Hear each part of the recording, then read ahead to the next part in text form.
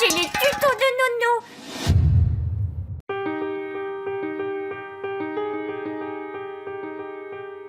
Bonjour chers amis traders, il y a quelques temps j'avais écrit un article sur comment faire justement pour ne pas succomber à la tentation d'un coup en trading, et dans cet article là je parlais notamment des titres qui ont tendance à se casser la figure, comme c'était le cas de CGG, et de se dire voilà, à partir du moment où ça s'est cassé la figure, ça ne bouge presque plus, et bien on peut mettre de l'argent dessus en se disant que ça ne peut que monter. Et ce à quoi bien sûr souvent ça arrive, voilà, il se passe exactement l'inverse, c'est-à-dire que même si c'est à la ramasse à 2,5, ce qui était le cas voilà, ici, eh bien on se retrouve finalement avec un prix qui rechute encore, qui passe à moins de 1,2 et qui était à 0,75 au moment où j'ai fait la copie d'écran. Donc c'est pas parce qu'un titre est très bas qu'il va pas encore continuer à baisser. Donc c'est ça le piège qu'il y avait. Par contre, on peut toujours appréhender ce type d'approche avec une petite somme d'argent. C'est un peu le même principe que le loto. Donc, sur l'exemple du BX4, je me t'ai dit, qu'est-ce qui m'empêche, moi à mon niveau, en plus le BX4 c'est quelque chose qui réplique l'indice du CAC 40 à l'inverse, c'est-à-dire qu'en gros quand le CAC 40 monte, eh bien lui il baisse et vice versa, avec en plus un ratio de 2. C'est-à-dire que le mouvement est amplifié par 2. Et donc ce qu'on peut se dire, voilà, c'est un indice, donc a priori il y a quand même pas mal d'éléments qui le composent, donc avant que ça fasse complètement faillite, je pense qu'il faut qu'il y ait 40 boîtes du CAC 40 dévissent, donc c'est pas évident. Et surtout on peut se dire, qu'est-ce qui m'empêche moi, à l'instar de l'auto, je mets la valeur de mon billet, donc 1,20€ par exemple pour l'auto. Si je perds mon ticket, c'est pas dramatique, et puis si je gagne, je serai bien content. Qu'est-ce qui empêche de faire la même chose avec la bourse? On peut très bien mettre un petit billet, alors ça va pas être 1,20€, là j'ai mis 300€, et de se dire, voilà, c'est très bas, si ça baisse encore, je m'en fous, j'ai pas besoin de cet argent tout de suite, et si peut-être dans 1 an, 2 ans, 3 ans, le truc il est remonté à 5€, je serais content parce que j'aurais fait pratiquement du x6 ou voilà, sans me prendre la tête. On peut envisager donc cette approche comme ça. Ça, c'est l'approche que j'avais en tout cas jusqu'au mois de février, mais voilà, il s'est passé quelque chose entre temps et on est en plein dedans. Voilà, donc le BX4 actualisé, le mois de février, donc quand je l'ai fait, c'était à peu près ici, l'article. Voilà. J'avais pas encore tracé ce rectangle-là, on était toujours en baisse, le RSI en dessous de sa zone de neutralité, même s'il flirtait un petit peu au-dessus, mais il restait quand même de facto en dessous. Et puis surtout, voilà, on a une moyenne mobile décroissante, le prix qui est en dessous, donc tout ça, c'était très baissier. Et puis une divergence est apparue, j'avais commencé à la repérer au mois de février, mais elle n'était pas encore bien formée. C'est quoi une divergence? Bon là, une divergence haussière, c'est un prix qui fait un nouveau plus bas dans les oscillations, alors que l'occurrence pour l'indicateur qui m'intéresse, le RSI, lui, ne faisait pas un nouveau plus bas, mais un nouveau plus haut. Ça traduit en fait une baisse de l'élan baissier, ce qui peut être un signal de retournement à condition qu'on ait une validation du RSI, c'est-à-dire qu'il casse sa zone de neutralité, qui reviennent dessus et qui après qui rebondissent. Et c'est précisément ce qui est en train de se dessiner, même si c'est pas aussi net que voilà ce que j'aurais pu vouloir avoir comme signal, c'est-à-dire en fait une cassure, pouf, un rebond et un décollage tout de suite.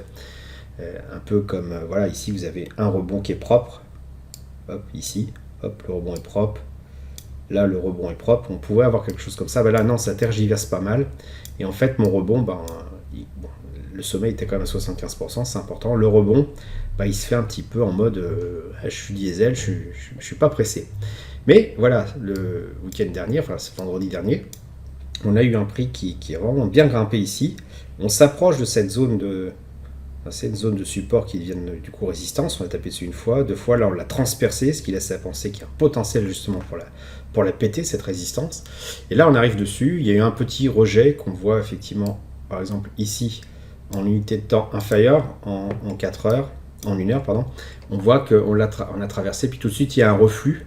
Donc peut-être qu'on va encore jouer au ping-pong dans cette porte de salon, dans ce range-là, et que c'est pas encore pour tout de suite que ça va casser, mais voilà, en tout cas le BX4 devient particulièrement intéressant. Donc voilà le niveau de prix où j'avais mis à peu près 300€, voilà, et voici, donc là j'ai remis une deuxième push ici, lorsque le prix est revenu à cet endroit-là. Pourquoi j'ai fait ça? Eh bien, c'est dans les volumes par prix que j'ai un peu lu la boule de cristal. Quand on est dans une forme comme ça, en mode range, ce qui a tendance à se passer, c'est tout simplement lorsqu'on arrive sur les endroits où les volumes par prix, donc c'est ce qui apparaît ici, hop, en vert ici, quand les volumes par prix marquent des creux, c'est là qu'on a les supports à résistance. On l'a ici, on l'a ici. Et quand on est en mode range, qui se caractérise par un volume par prix qui marque un pic, un peu une montagne, si on fait tourner 90 degrés vers la gauche l'écran, on a l'impression d'avoir une montagne. Et en fait, à chaque fois, contrairement à ce que voudrait la logique, c'est-à-dire qu'on est au haut de la montagne, on dévisse et qu'on tombe vers les trous. Là, c'est l'inverse. Lorsqu'on est dans les trous, on a tendance à être chassé vers les sommets. Donc, ce qui se passe ici, à chaque fois qu'on revient sur les sommets, c'est le cas ici, on a tendance à revenir à chaque fois qu'on revient vers les trous, on a tendance à revenir vers les sommets. C'est ce qui s'est passé ici. Ici, on est, oui, alors le trou, il peut être là et là c'est pas très clair. On voit ici que c'est ce qui s'est quand même passé. Alors, évidemment, à ce niveau-là, on ne sait pas encore que c'est un range, donc c'est clair qu'on l'aurait sans doute pas pris. Mais voilà, la philosophie est là. Donc, je vais supprimer celui-là parce qu'effectivement, je pense qu'on l'aurait pas pris. Ici, on arrive sur un trou, dans le volume par prix, vraiment un creux. Et qu'est-ce qui se passe? On a tendance à revenir quasiment d'une traite vers le point consensuel, c'est-à-dire le point où il y a le plus d'échanges, c'est ça le volume par prix. Le volume par prix, c'est en fait le nombre d'échanges qu'il y a pour un certain niveau de prix. Donc à ce niveau de prix-là, il y a eu énormément d'échanges, ce qui laisse à penser que c'est un consensus, ce prix consensuel.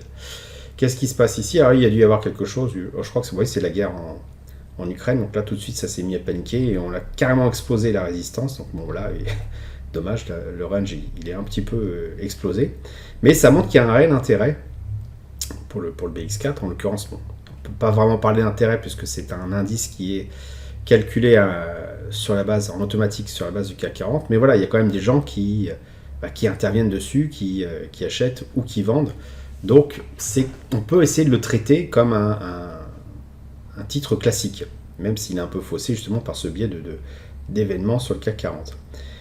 On finit quand même par revenir sur le point consensuel, à rester un petit peu dessus, on voit ici. À chaque fois qu'on s'en écarte, on revient. Et là, on arrive à un point, effectivement, où on pourrait se dire, voilà, je vais revenir à nouveau sur le POC, le point consensuel. Et qu'est-ce qui se passe si je regarde sur l'unité de temps 1 heure?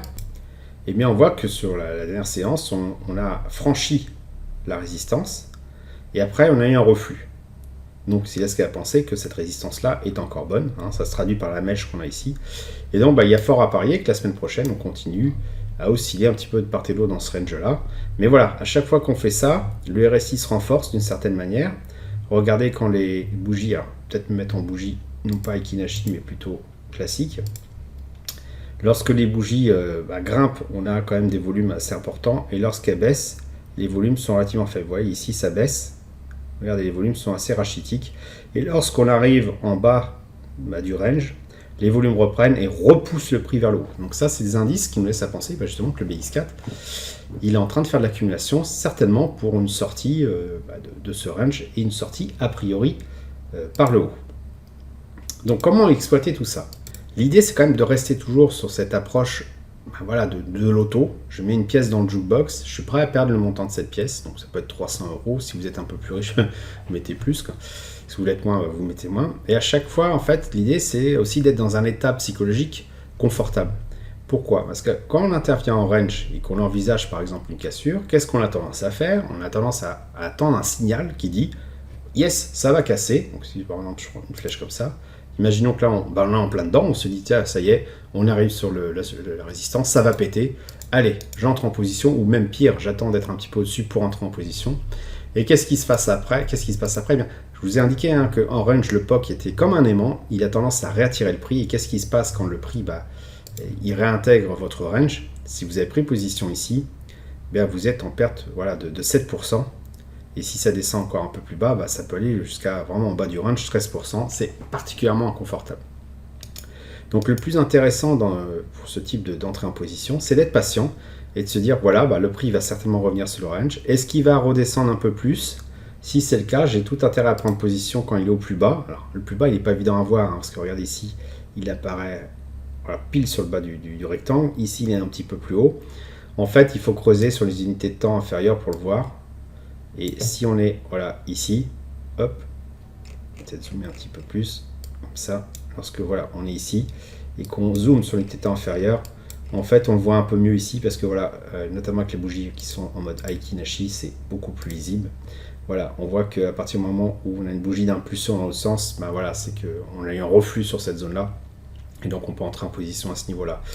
C'est pareil pour l'autre point d'entrée qui se trouve ici. Vous voyez les belles bougies Ekinashi rouges. D'un seul coup, ça devient vert, mais ça reste quand même dans une enveloppe qui correspond au bas enfin au fond de la dernière bougie, et puis à un moment ça casse ce fond, bon voilà, c'est vraiment le signe que cette stagnation-là a été rejetée et qu'on est reparti vers le haut. Alors il ne faut pas attendre forcément la fin de la bougie, sinon vous voyez que le mouvement est déjà bien entamé, mais ça donne quand même une bonne indication qu'au moment de casser ce dernier fond plat, moi ce que j'appelle ça le segment bleu, je redescends à chaque fois qu'il y a un nouveau plus bas, et donc le segment bleu quand il est cassé, eh bien c'est mon signal de retournement, et si ce signal est là, ici, on voit qu'il apparaîtrait à peu près, voilà, ici, là, voilà, au niveau du segment bleu.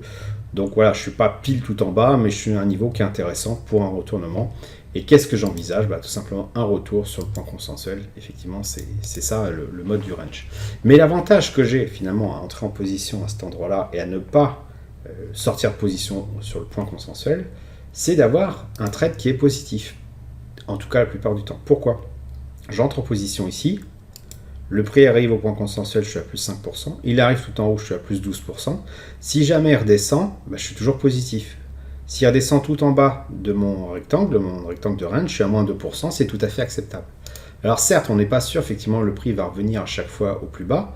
Est-ce que moi, dans mon signal, si je veux rentrer en position une troisième fois, rajouter un pot, une pièce dans le jukebox, j'attends qu'il arrive ici, est-ce que je vais être servi? J'en sais rien. Si jamais il l'atteint et que je suis servi, je vais remettre par exemple 300 € pour la troisième fois sur ma position. Et qu'est-ce qui va se passer après? Le prix va certainement rebondir.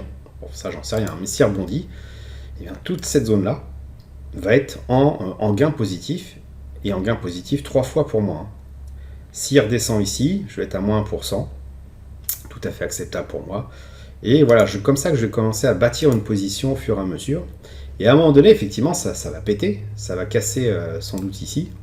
Je dis n'importe quoi, ça casse ici, imaginons que le prix fasse ça, qu'il rebondisse, voilà, qu'il stagne un petit peu, il s'amuse, hop, voilà, comme ça, et à un moment il pète, il casse la résistance, et bien là j'ai 3 positions qui sont vraiment confortables, quand ça casse, plus 20% pour la première, plus, 20% aussi pour la deuxième, et potentiellement, allez, on va dire 17% pour la dernière. Donc je suis vraiment en position positive, vraiment confortable, et j'ai réussi à bâtir ma position, et après, effectivement, je me laisse une chance que quand le prix casse, et que mon RSI est tout de suite sa zone de neutralité, tout simplement me mettre non plus en mode de descente aux enfers comme j'ai pu avoir jusque-là, c'était le cas ici, et de me dire, ça y est, maintenant, la descente est finie, et je vais pouvoir profiter de ce mouvement haussier. Je ne sais pas combien de temps il va durer, il faut avouer que sur le BX4, quand on regarde dans le temps, je dirais c'est à l'inverse de l'indice du CAC 40. On a quand même plutôt tendance à avoir des montées d'impulsion qui sont extrêmement éphémères, ça dure pas longtemps, là ça a bien pété, mais la plupart du temps c'est très baissier. Ici on a une reprise, ça dure pas longtemps et ça retourne à la baisse, et même plus récemment, on le voit ici, voilà, on a une forte reprise. Ça n'a pas duré, puis tout de suite on est revenu à la baisse. Donc le CAC 40 est un indice qui monte à long terme, mais c'est donc tout à fait normal que le BX4, qui soit l'inverse, et en plus x2, soit un indice qui soit plutôt baissier sur le long terme. Donc c'est des choses qu'il faut prendre vraiment sur le court terme. Donc lorsque le mouvement sera terminé, on aura de la même façon qu'on a eu finalement un signal de retournement à la hausse sur le CAC 40 en journalier, et bien on aura ce mouvement qui sera déjà visible sur l'unité de temps inférieure. Alors, si je mets le CAC 40, ça va être beaucoup plus clair. Hop, voilà, sur une base d'une semaine. Donc on voit, lui, à l'inverse du BX4, il a tendance à monter. Il y a un effet aussi de lissage du BX4, tout simplement parce que il réplique le mouvement du CAC 40 à l'inverse et x2, mais par jour. Alors que là, le CAC 40, lui, il monte en fonction de ce qu'il monte. Donc ici, vous avez un BX4 qui va effectivement baisser assez vite, puis se lisser, alors que le CAC 40, lui, il est en train de chuter, quoi. Donc intéressant d'avoir un effet de levier, mais il faut savoir que l'effet de levier ou la réplication se fait par jour et non pas depuis le début d'un mouvement sur le CAC 40. Donc ce qu'on peut dire justement sur le CAC 40, on voit effectivement qu'on a eu l'effet, alors ça c'est pas l'effet Covid, ça c'est l'Ukraine, je vais peut-être passer en mensuel, ça va être plus visible. Voilà, l'effet Covid il est là, il est brutal. Mais il ne dure pas. 1, 2, 3, 4 bougies, et après on repart. La reprise est assez performante. Et après, on est en mode Ukraine, donc là on est en train de baisser. Ça va sans doute pas durer, on n'en sait rien, hein, mais ça va sans doute pas durer. Et on peut se dire que c'est un mouvement temporaire. Il y a déjà eu pas mal de mèches, on est reparti. Ça peut ne pas durer comme c'était le cas ici. Ici on a une baisse et c'est reparti à la hausse après. Ici on a une baisse finalement pas très longue et c'est reparti à la hausse après. Mais voilà, tout ça se faisait dans un RSI qui était positif, donc au-dessus de sa zone de neutralité, donc une tendance haussière. Lorsqu'on est en tendance baissière, on l'a eu plusieurs fois par le passé, 2001, ça dure et ça fait très très mal, ça descend. Et à l'inverse, c'est les reprises qui durent pas longtemps, ça redescend. Et là, à la reprise, on est reparti à la hausse, donc là, il n'y a plus de problème. Ici, 2008, une autre crise, subprime, ça se met à baisser, la reprise dure une bougie verte, c'est pas longtemps, et ça se remet à chuter. Donc c'est extrêmement brutal. Et en fait, ce qu'on pourrait envisager avec le BX4, c'est d'avoir finalement ce type de correction assez brutale, et d'en profiter. Et ça, c'est ce que je peux, enfin moi, j'estime ce qui va potentiellement se passer. C'est encore trop tôt pour l'instant, parce que les RSI au-dessus de sa zone de neutralité, et par le passé, c'était assez clair. Regardez, hop, ça casse, ça revient sur sa zone de neutralité, ça redescend, et qu'est-ce qui se passe? Là, c'est vraiment le super signal de vente, et boum. On va peut-être pas prendre tout ça, mais ça, on peut le prendre. Donc, autre cas de figure, 2001, c'était à peu près la même chose. 2001 ici, ça casse. Ici, on a une injection des banques centrales pour essayer d'arrêter la casse, mars 2002, et boum, ça redescend aussi. Donc on pouvait prendre facilement, il fallait les raccrocher, mais on pouvait prendre cette baisse-là sans trop de difficulté. Celle-là était plus difficile parce qu'il y a un effet de sidération, c'est pas évident. Qu'est-ce qu'on a de nos jours? Donc le virus du Covid. Ici, ça descend, on a un rebond, mais il se fait pas, le rebond avorte. Moi, je pensais que ça allait redescendre à nouveau ici, je m'apprêtais à entrer en position à la baisse ici, et finalement, le RSI est passé au-dessus, donc bon, c'était une fausse alerte. Ici, il est encore trop tôt pour se dire, voilà, sur une base mensuelle, c'est la fin du monde. Maintenant, sur une base hebdomadaire, la question est tout à fait pertinente. Regardez, on a, hop, une divergence, faut un peu la voir, c'est-à-dire qu'on a un nouveau plus haut au niveau des prix, et au niveau des indicateurs techniques, on n'a pas un nouveau plus haut, mais plutôt un plus haut qui est plus bas. Ensuite, il y a une cassure du RSI, on arrive à 38 quand même, on revient sur la zone de neutralité, et là, on est en train de redessiner, regardez, toujours mon schéma que j'aime bien faire, hop, et là, on est en train d'amorcer une descente.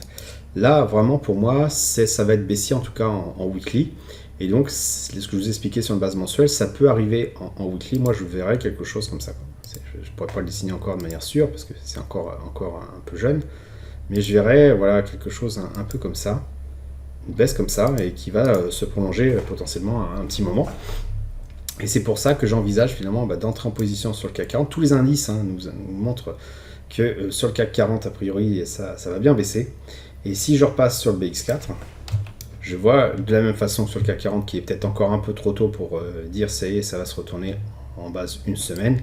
Par contre, je peux commencer déjà à voir que sur une base journalière, il y a des signes qui m'indiquent qu'on est probablement sur le point de casser, alors peut-être pas celle de la semaine prochaine, mais on va probablement casser à un moment donné ou à un autre cette résistance, tout simplement parce que on tape de plus en plus dessus. On a un RSI qui a l'air de se maintenir au-dessus des 50. Les volumes ont l'air de revenir, surtout quand ça se met à monter. Et donc, potentiellement, on pourrait envisager une chute brutale du CAC 40 et donc une hausse d'autant plus brutale du BX4. Et avec la technique de prise de position que je vous ai indiquée, il y a moyen, je pense, de se faire sans trop de frayeur une entrée en position et un suivi de trade assez intéressant. Il faudra bien sûr voir la sortie de position qui ne sera pas forcément facile à prendre. Mais ça sera une autre histoire, on aura l'occasion d'en reparler. Voilà, j'espère que vous avez apprécié cette vidéo, un petit peu plus longue que d'habitude. Si c'est le cas, merci de laisser un pouce pour m'encourager à continuer. Abonnez-vous à la chaîne YouTube pour ne rater aucune nouvelle publication. Je vous dis merci, et à bientôt sur le blog.